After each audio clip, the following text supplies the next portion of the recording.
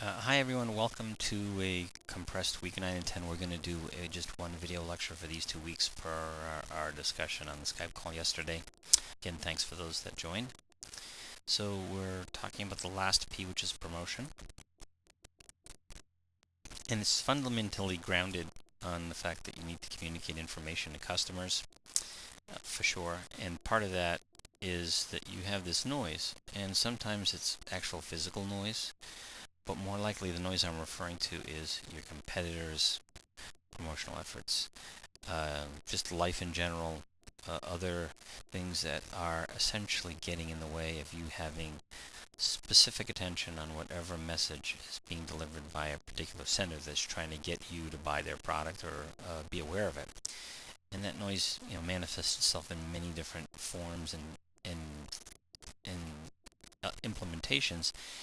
So you've got to deal with that. That's kind of a constant that's there, and you have to somehow break through that and make sure that your signal rises above that noise for the engineers in that regard.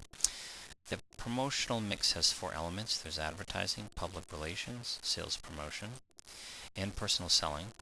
This takes the 4 slides we just saw and integrates them into one, then looking at sort of their different characteristics and how they kind of fit into each other.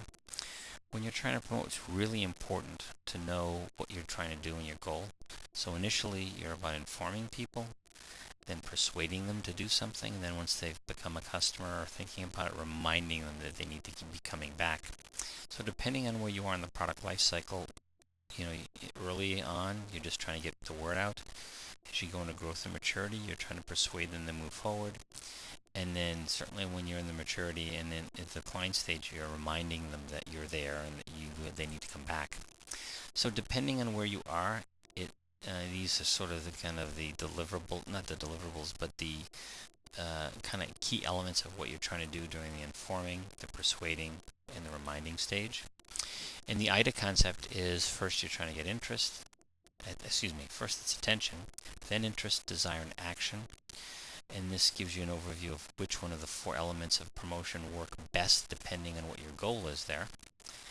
First, you start getting somebody thinking about it, then you want them to feel about it, and then obviously take an action and do it. So you go from cognitive to affective to conative. If the buying behavior is more complex, personal selling and print advertising is the best. Just think about when you bought a car, decided to pick a school, making some big life decisions. Usually it's one-on-one selling and print advertising that works the best. If it's about routine products, it's advertising and sales promotion that gets people to do something about it. Obviously, a lot of times you don't have a lot of money. You got to factor that into how you allocate money. Push and pull strategies, basically pushes, if you build it, they will come. Kind of the Kevin Costner Field of Dreams thing. Pull strategy is you wait till you have the customers and then you buy and build to order. Advertising is what most people think of marketing, but it's certainly an important part, but it's just one element, as we've discussed earlier throughout the semester. Sometimes you just do advertising to make people aware about a company, what it's doing, maybe some philanthropic goals, green efforts, depending on what you're trying to do. Product advertising tends to be very specific in looking at an element, and there's different types of institutional and product advertising depending on what you're trying to do. Also in alignment with where you are in the product life cycle, typically in product advertising for sure. And the reason you have multiple campaigns and they change is ultimately because people get kind of sick of the same thing, just human nature. And there's another acronym for it called DAGMAR, where you define a goal, you measure, and you make sure you always measure the result, and you try to get a change in some behavior, whether it be awareness, sales, depending on what you're trying to do. We had one forum discussion on the difference between attributes and benefits and why one makes sense versus the other. These are very common advertising appeals used by companies, and they should always be driven to a unique selling proposition. What's different about your product or service? And if you've got something, you want to bang that drum on that unique selling proposition and then execute whatever message makes sense for that. There's a lot of interesting ads here. They're all different. Some of them are very well done. Some of them give you an idea of how competitors sort of position themselves differently. If you have a chance, check a few of them out. They're pretty interesting. So, moving on to week 10 and the continuing discussion of promotion. We start with public relations, and PR, if you're a small company, is the absolute best version of how you spend your money. You get the most bang for your buck when you do public relations for a small firm, and it makes up a bunch of things: press relations, publicity, it might be corporate communications, lobbying, sadly crisis management as well. And unfortunately, there are some firms that are actually experts in that regard, that look at that. Sales promotion is what we most know from member for routine kinds of items. Advertising gives you a reason to buy. Sales promotion gives you an incentive to buy. Two very different things. So what we know is sales promotion. Most of us are familiar with coupons, rebates, premiums, loyalty marketing programs like we talked about with airline loyalty programs. Sampling, best way, absolute best way to get products out, food products and drinks, new drinks, get them to try it.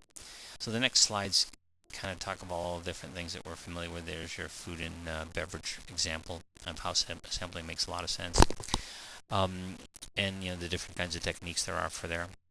One of the hardest things to do is to sell. I've done it. It's a very difficult thing. You have to have a thick skin. You've got to be motivated. There's got to be empathy there with your customer. They got to feel that you're good. And usually the most important characteristic about a salesperson is empathy. Do people think that you can help them and help them understand, help them get their problem solved? Typically that leads to more sales, and typically that tends to be a much more effective way to get long-term customers. Slides here kind of show the difference between traditional selling and relationship selling. I posted one form on this particular slide, and which of the two, I think I asked for which were the top two types of generated leads and why. So I'll leave that for discussion there. Cold calling is still used and practiced, but it's a very ineffective way to use salespeople's time. So you want to give them some qualified leads if you can. That's kind of important. And there is technology that helps with selling these days, but it still doesn't fundamentally change that it's hard to sell. One thing that I want to make sure that we talk about, and there's a form I posted, although we have a bunch of cases this week, Burger King, Rump Appeal, and then NFL Europe. I did post one question on NFL Europe and what the fascination is, despite the fact that they haven't been able to sell very successfully there. So I'd like to see that we, maybe allow some discussion about that, and I'll definitely follow up with that, at least on the discussion board. So that's the short one for this week, obviously because we do have the term project debtors due. Any questions, feel free to give me a shout. Otherwise, speak with you soon. I will probably do a final wrap-up video lecture for sure at the end of the week. Thanks.